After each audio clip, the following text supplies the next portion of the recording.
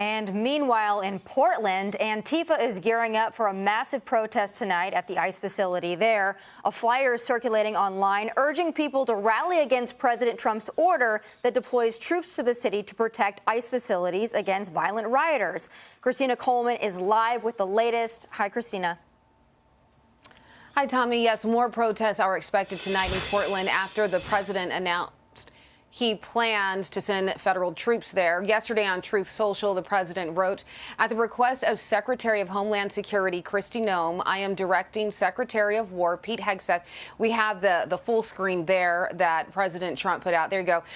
So he said, at the request of Secretary of Homeland Security Kristi Noem, I'm directing Secretary of War Pete Hegseth to provide all necessary troops to protect war-ravaged Portland and any of our ICE facilities under siege from attack by Antifa and other domestic terrorists.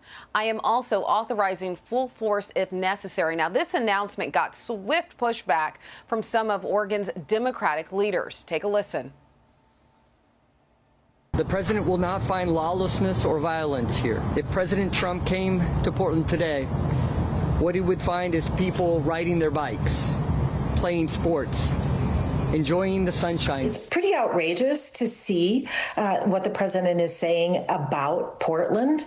It is all based on lies. This is not a war-ravaged city. It's pretty outrageous that this gross abuse of power, calling in the military.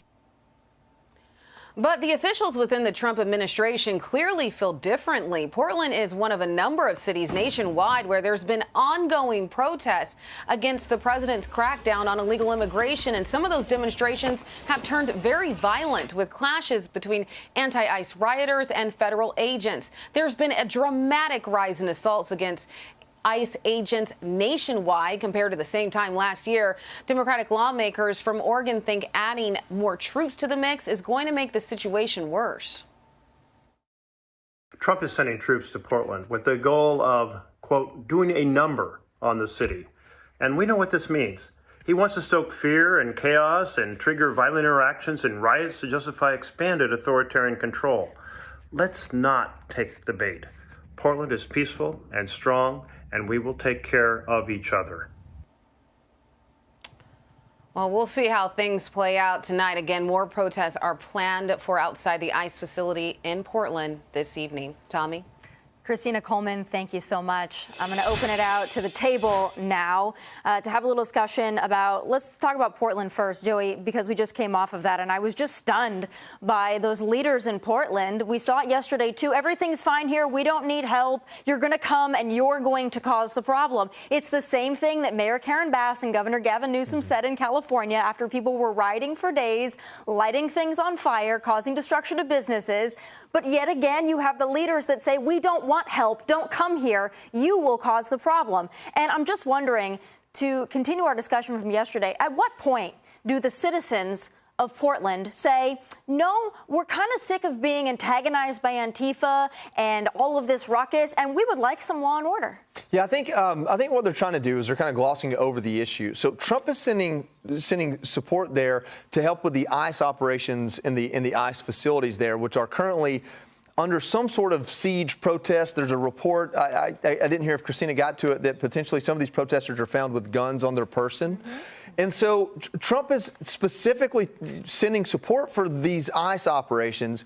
I think what they're doing is they're kind of ignoring the ICE part and saying, oh, but our city's not in, we don't have CHOP or whatever it was, Chaz again. And so maybe their crime statistics are down a tick, but that's not why they're going there. Unfortunately, they're not even getting to go there to help make the city safe. They're going there to protect federal agents enacting federal law who are essentially under attack. And apparently the local law enforcement is not allowed to help them. But Anita, it's still an incredible deterrent, because when you know that these facilities are going to be fortified, they're going to have extra help, I would think that that would send a loud and clear message to Antifa and the rest of these folks out there that want to cause anarchy and chaos. Hey, you come and you try to do this, it's not going to be so easy as the last time you tried to come and do this. Well, you would think so. You would hope so. But, that remains to be seen, because, we're seeing these pictures day after day. And let me just say, these are not protests. These are not people carrying signs and chanting and making their voices heard. This is what they're doing. I'm going to read from the federal charging document.